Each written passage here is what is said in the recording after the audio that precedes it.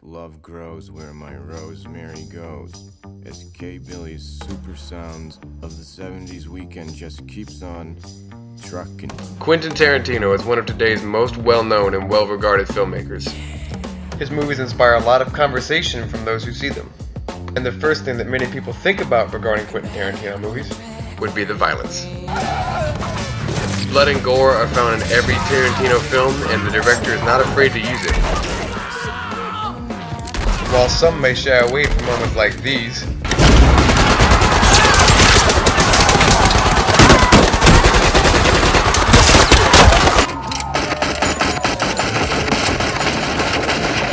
this director uses the brutal nature of his films in very specific ways.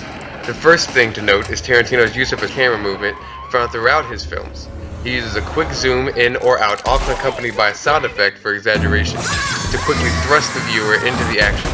That is often exactly what his violent scenes go for, a sort of surprise that shocks and hits the audience like no other filmmaker does. Looking at his first film, Reservoir Dogs, the most violent scene in the movie is when the audience must witness the torture of an innocent police officer. Between being bound and gagged, an ear cut from the side of his head, and doused in gasoline thrown all over him, it can be tough to watch. But just as the most gruesome part of the scene would take place, the violence is abruptly interrupted with more violence. In the first half of Kill Bill, we get a scene where Boss Tanaka voices his opinions on Lucy Liu's character.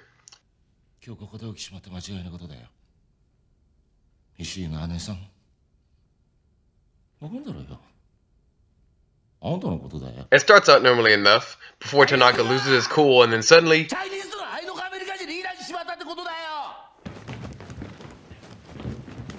his head.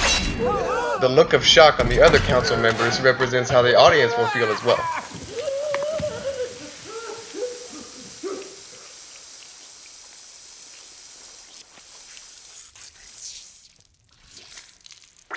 Another iconic moment comes during a tense stare-down between the bride and Elle Driver when suddenly, she yanks out Elle Driver's last good eye.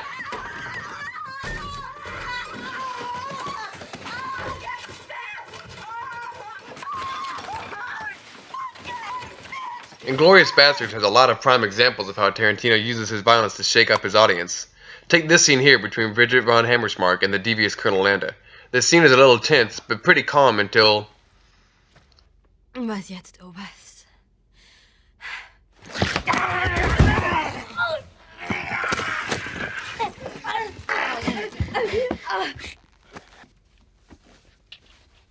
Violent, huh? Even sometimes when we see the gunshot coming, Tarantino uses quick cuts and close-ups to keep it surprising.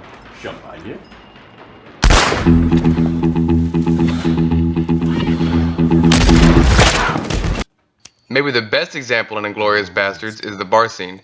This sequence runs for 20 minutes with witty banter and seemingly unimportant yet fascinating dialogue, until suddenly someone gets shot in the...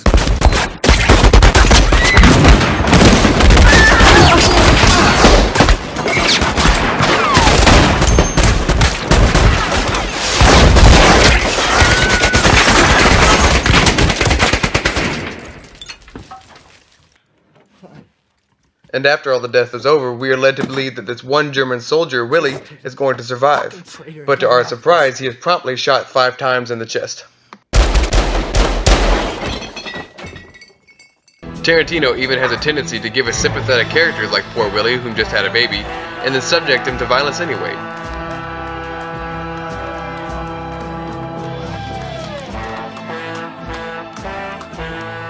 Here, he even makes a Nazi officer seem noble. That for killing Jews? Bravery.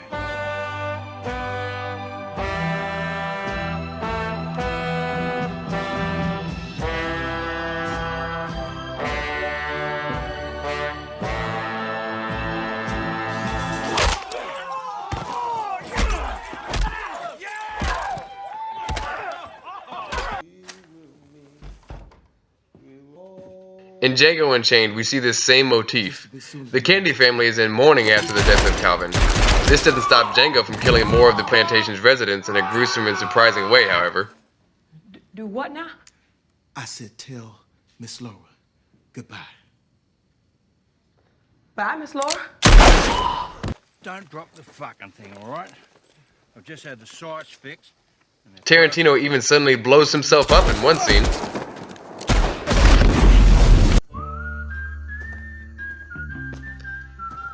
Quentin Tarantino knows how to use violence that is not only over the top and spectacular, but in such a way that is used to create shock and suspense in his films. He does so with artistry, and even though blood and guts is not for everyone, his scenes can be hard to look away from, like fireworks.